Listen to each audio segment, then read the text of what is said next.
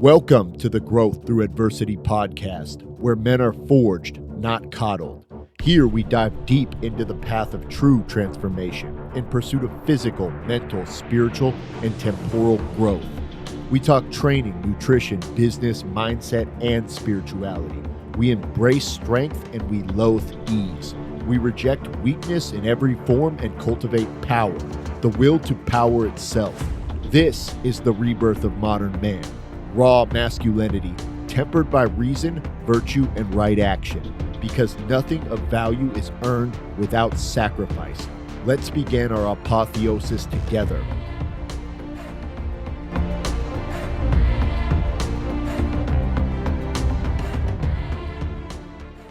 Welcome to another episode of the Growth Through Adversity podcast with your host, Ragnar the Warwolf. What is up, people? So this is the next in my Primal Foundation series.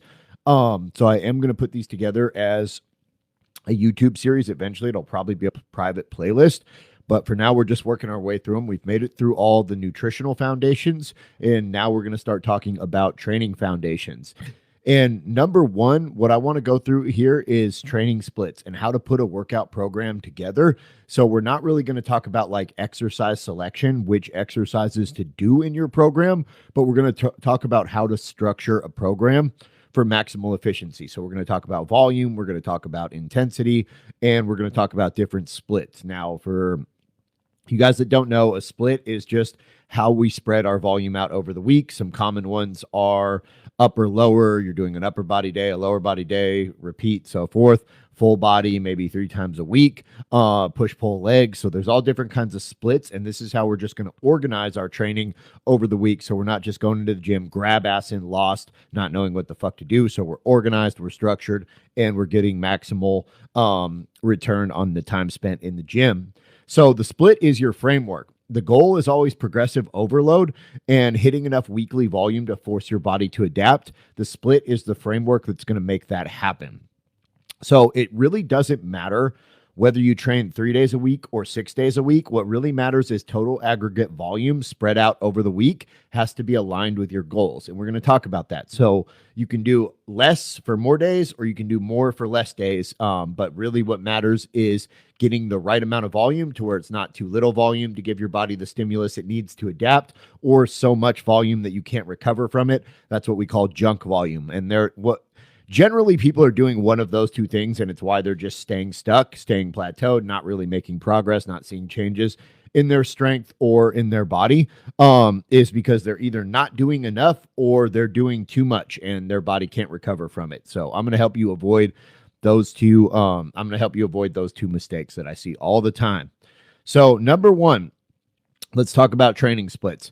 One of my personal favorite training splits that is always a go-to, always very effective, is going to be a 3-day full body split. So this is absolutely perfect for beginners or perfect for busy men that just don't have a lot of time to fuck around and they need to maximize time in the gym.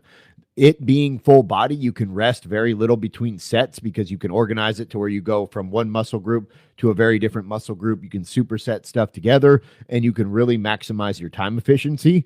The downside is it is pretty brutal. Doing a full body workout, hitting your whole body 3 times a week, especially with short rest, is definitely brutal, which is great for fat loss, great for expending a little bit more calories, but it can be psychologically draining. That's just kind of what I found. So in this, we're going to train every muscle group 3 times per week. And this is so good for frequency. So frequency, and it's even better for like the frequency to recovery ratio. So you're hitting everything with a whole lot of frequency, which the more you hit a muscle, the more it's going to grow. Studies have shown that repeatedly. But you're also getting enough recovery because you're spreading it out. You're taking a rest day in between each of your workouts. So you're letting your joints recover, you're letting your central nervous system recover, and you're letting your body recover, which can be super, super important.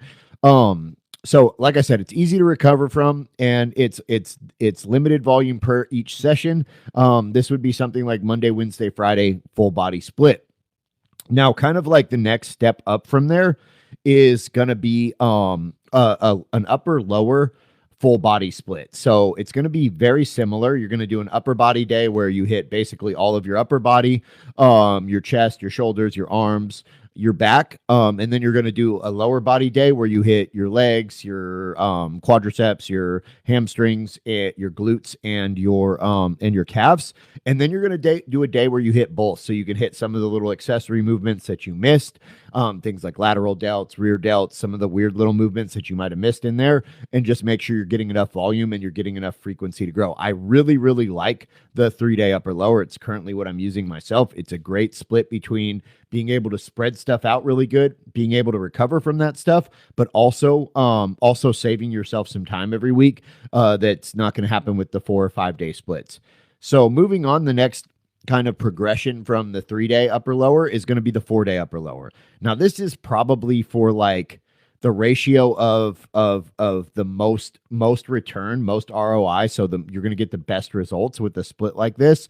This is going to be really good for intermediate lifters to advanced lifters. It would go something like upper body, and you can be a little bit more specific. So the way that I do my upper lowers like this when I have 4 days is I'll do upper body, I'll do chest and back on my first day. And then Tuesday would be like a lower body, maybe posterior chain emphasis. So things like deadlift, we're going to hit the glutes, we're going to hit the hamstrings, maybe throw in the calves, or maybe we'll do the calves with the quads. Doesn't really matter. But we're going to have a back dominant leg day. So it's going to be our ass and our hamstrings. And then we would rest on Wednesday. So you get this little recovery reset day in there. And then Thursday, you're back to upper body. But then we're going to do like shoulders and arms.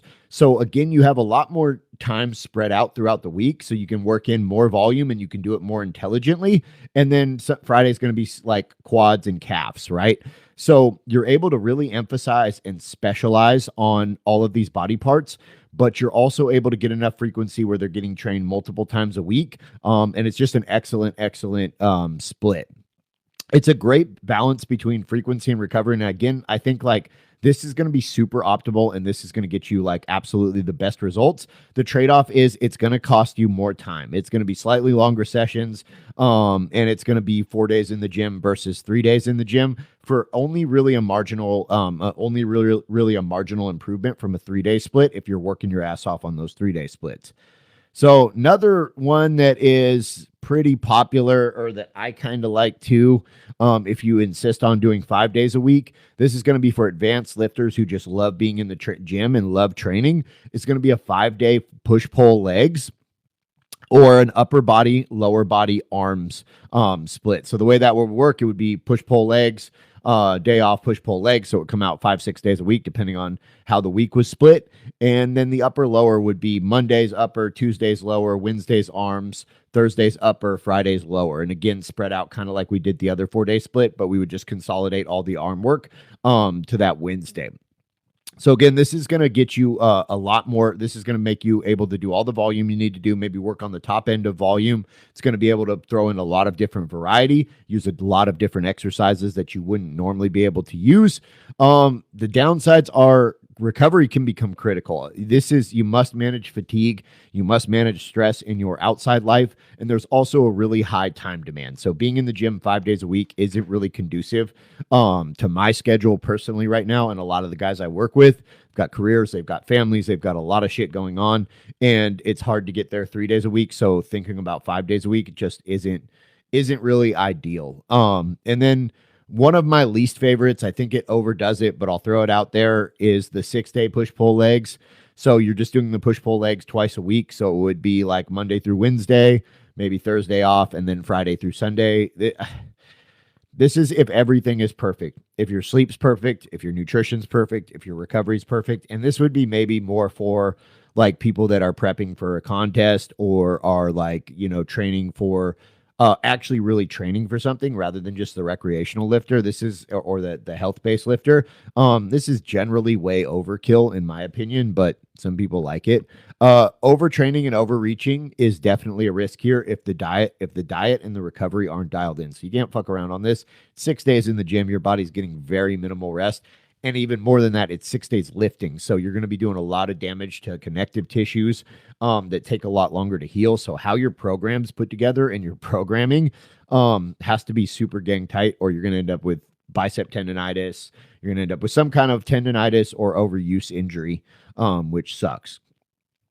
So number two here is going to be understanding the volume, intensity, and frequency, right? So this is going to be understanding the underlying principles that govern how we're putting our training programs together.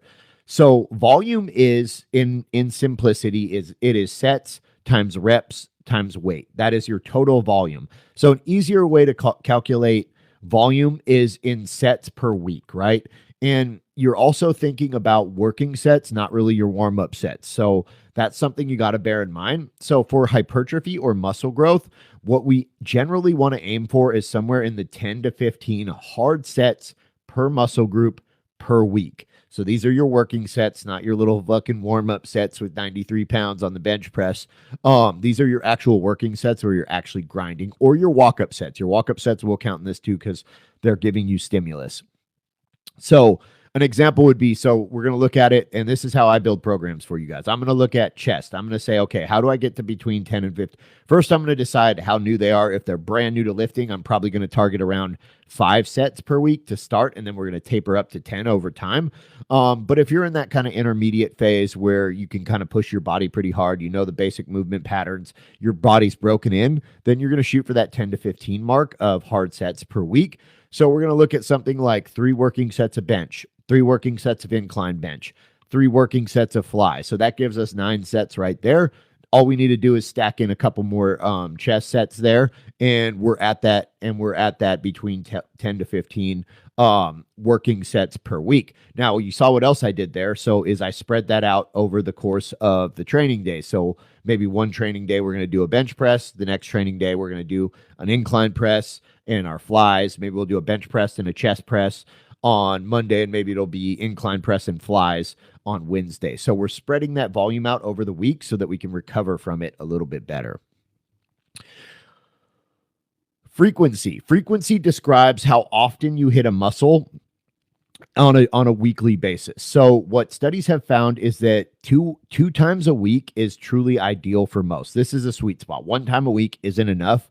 That's kind of like with the bro split, where you train 1 muscle group per week. That used to be really popular. Some bodybuilders still use it to great effect. I'm not saying it doesn't work, because it does, but what most studies have found is that the more volume you do in your workout, the more returns you get. But there does become a point where too much volume becomes junk volume. And so frequency, spreading it out to where we're hitting everything twice a week, just the muscles are generally recovered in about 48 hours. Sometimes they take longer if you break them down a lot, but they're recovered enough to work them again. And also, if we're changing planes and exercises, we're putting slightly different load and stimulus on those muscles, hitting slightly different muscle fibers. And so we're able to work more frequency and more volume into our training program. Now, intensity. This is the most important thing when we're talking about training. You have to train close to failure. So RIR stands for reps in reserve. So on 2 sets of every exercise that you do for each muscle group, you want to take your set to within 1 to 2 reps of failure. So you want to leave just 1 to 2 reps in reserve, right? If you pushed 1 or 2 more reps, you would fail. So you want to train close to failure for 2 of your working sets for each exercise that you're doing.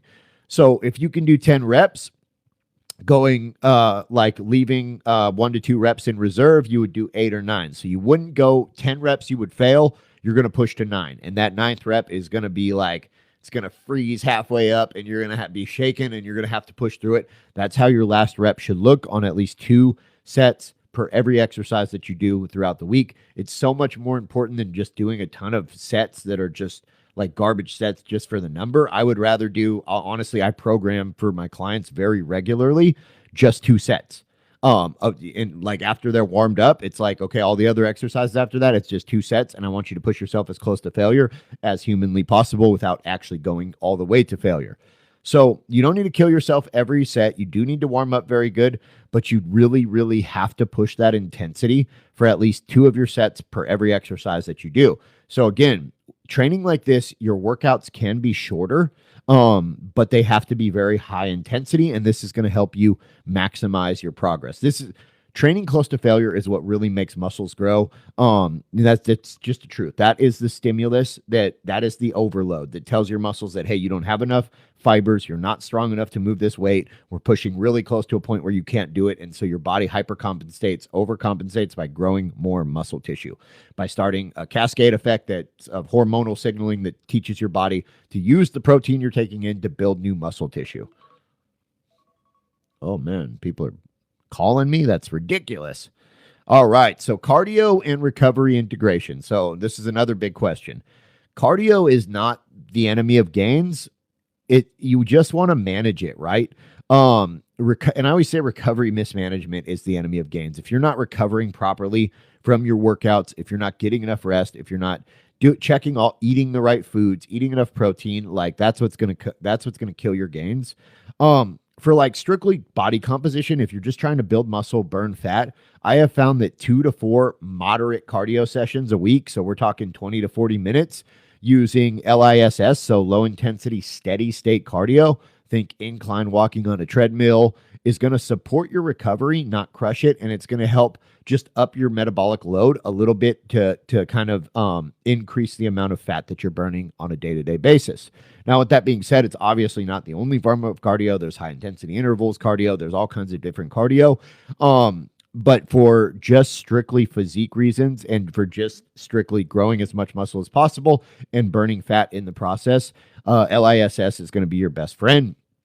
For performance, you're probably going to want some high-intensity cardio intervals to kind of get your VO2 max up and to be a little bit more explosive and have a little higher threshold cardio ranges. So that's kind of going to be customized to you and what you're trying to do. And then last but not least here is like tracking and progress markers. So you have to be tracking your lifts on a weekly basis. Get a logbook, upload an app, whatever it takes, but you have to track your reps and your sets, reps, weights, because if you're going in there every week and you don't know what you did the week before, you're not going to be able to progressively overload. You can, as you get more advanced, you can rate your sets using RIR or RPE, a rate of perceived exertion. That's a 1 to 10 scale, 10 being 100% intensity. That means if you did another rep, you would fail outright. 1 being the opposite of that, just 10% intensity. So most sets are going to occur somewhere in the 7 to 9 RPE when you're working hard enough. So you can track it like that. But the main thing that you really want to see is progressive overload. So every week you want to be adding a little bit of weight to each of your lifts or adding a rep or 2 to each of your lifts. And the only way you're going to know if you're doing that is if you're logging and tracking your lifts on a weekly basis. If not, you're pretty much just wasting your time. You're just going in there guessing. So trends to watch for. If your strength is going up, that's a really good sign. If your fatigue is rising and your performance is dropping, you're getting weaker, that probably means you might be either under eating, stressed in your normal life, or your body is just stressed from the training and you need to do a deload week where you cut everything down and kind of give yourself a little active recovery. So split doesn't necessarily, to conclude here, split doesn't necessarily matter. It's a lot about personal preference and what works best for you, but consistency, intensity, and volume do. So 10 to 15 sets per muscle per week is the sweet spot. You want to train yourself really close to failure. You want to make sure your recovery's dialed in, your nutrition's dialed in, and you want to track everything. You can improve what you don't measure. So if you're trying to build a training plan that fits your life and gets you real results, but you're stuck and this doesn't really make sense to you, go ahead and message me coaching on Instagram at the Beast Within 9, and I will reach back out to you and see what I can do to help, because programming is everything. Obviously execution is everything. You can have the best program in the world. If you're not taking your ass to the gym, it's not going to do a fucking thing for you. But programming is really the driving force to progress when it comes to this gym life that we're living out here. Thank you guys so much for showing up. Instagram, I don't know if I got, nope, we're good to go. I appreciate you guys so much.